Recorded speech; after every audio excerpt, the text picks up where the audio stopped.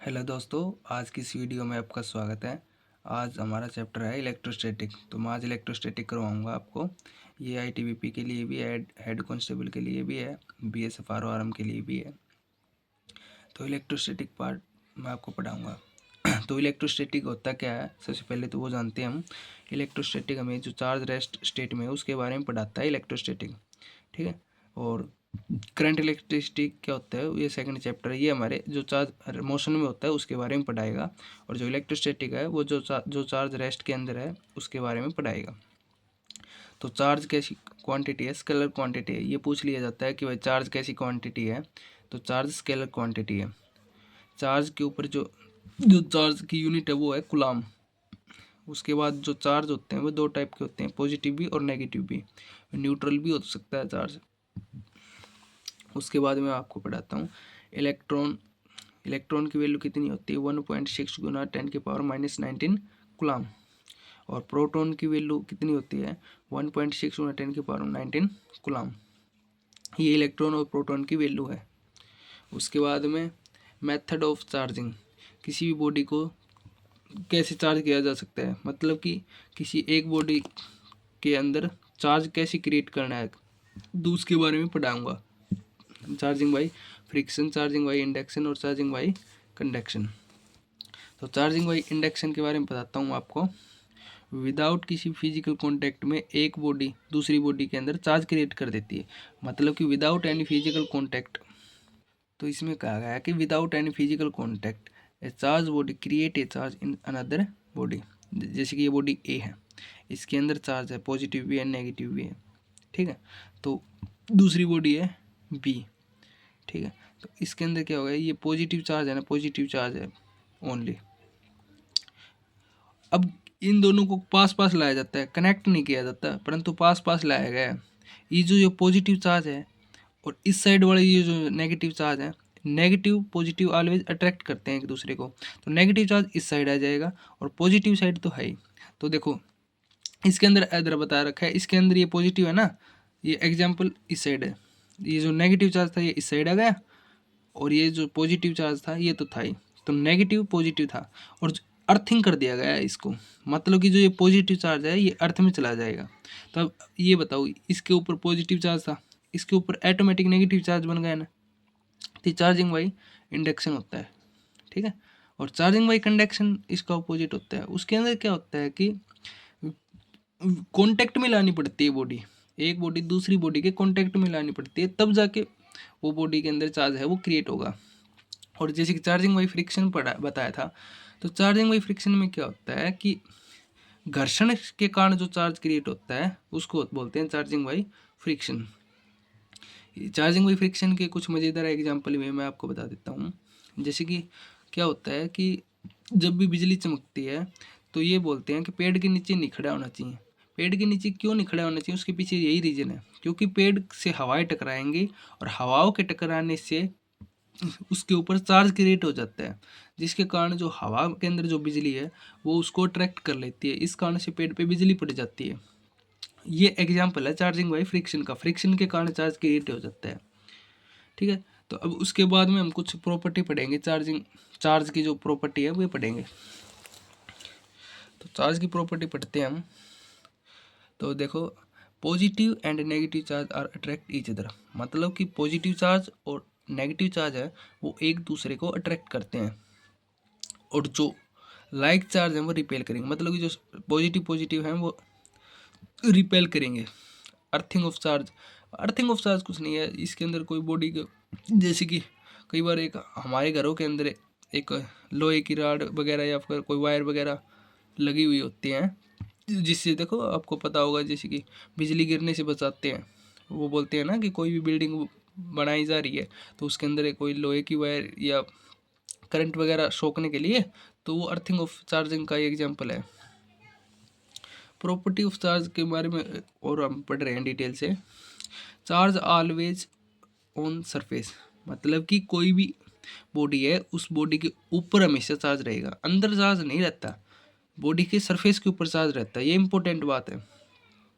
Charge is conserved, charge कैसी quantity है, conserved quantity है। इसका मतलब क्या है, इसको ना तो डिस्ट्रॉय किया जा सकता है और नहीं क्रिएट किया जा सकता। ये बॉडी के अंदर रहता है, इसको डिस्ट्रॉय नहीं किया जा सकता, ये बॉडी के अंदर रहता है, अलग से नहीं कर सकते।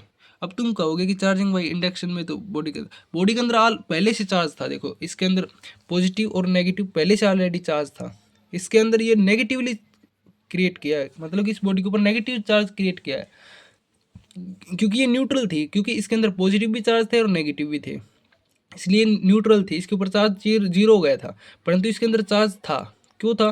देखो ये पॉजिटिव भी थे और नेगेटिव भी थे, परंतु जैसे ही हमने कोई दूसरी बॉडी पॉजिटिवली चार्ज बॉडी ले आए थे पास में पॉजिटिवली, तो इसके ऊपर नेगेटिव चार्ज एक तरफ आ गया और पॉजिटिव चार्ज दूसरी तरफ चला गया और अर्थिंग कर दी इसकी, तो पॉजिटिव चार्ज अर्थ में चला गया, तो इस बॉडी के ऊपर खाली नेगेटिव चार्ज हो गया, तो ये बॉडी नेगेटिवली हो गई, इसके ऊपर चार्ज क्रिएट हो गया, इसलिए चार्ज क्रिएट बोला है हमने। बट इसके अंदर पहले से चार्ज तो था, बट वो न्यूट्रल था, क्योंकि इसके अंदर पॉजिटिव भी थे और नेगेटिव भी था, इसलिए बोला जाता है ये जो चार्ज इज कंजर्व्ड, चार्ज नहीं क्रिएट किया जा सकता, नहीं डिस्ट्रॉय किया जा सकता, बट जो पहले से जो चार्ज है उसको हम एक फॉर्म से दूसरे फॉर्म में बदल सकते हैं। एक ये जैसे कि एक एग्जांपल है, सोप बबल है, ठीक है, इसके अंदर पॉजिटिव चार्ज दिया, तो पॉजिटिव चार्ज दिया तो इसकी ये क्वेश्चन पूछा गया था पिछली बार बीएसए में पूछा गया था, किसी की जो लेंथ और रेडियस है उस पर क्या इफेक्ट पड़ता है, तो लेंथ है वो इंक्रीज हो जाएगी और रेडियस है वो भी इंक्रीज हो जाएगी, तो ये याद रखना है। उसके बाद में हम पढ़ाते हैं कुलाम्स लॉ। कुलाम्स लॉ क्या कहता है हमारा, force is directly proportional to charge, Q1 Q2 दो चार्ज हैं, फोर्स उसके डायरेक्टली प्रोपोर्शनल होगा और force is inversely proportional to radius के स्क्वायर के, और ये प्रोपोर्शनल का जो साइन हटेगा तो एक कांस्टेंट आएगा K, force equal to K Q1 Q2 upon में R स्क्वायर। यहाँ से K की वैल्यू निकालेंगे तो Q1 Q2 है ये डिवाइड में चले जाएंगे F के, और जो R स्क्वायर है ये मल्टीप्लाई में चला जाएगा इसके, तो K equal to F R square upon Q1 Q2।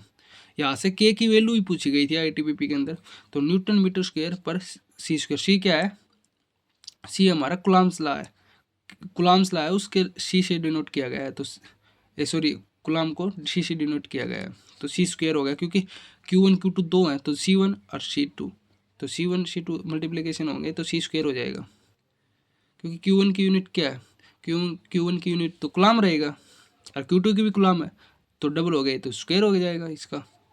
हम आगे पढ़ाते हैं आपको, अब पढ़ाते हैं आपको इलेक्ट्रिक फील्ड के बारे में।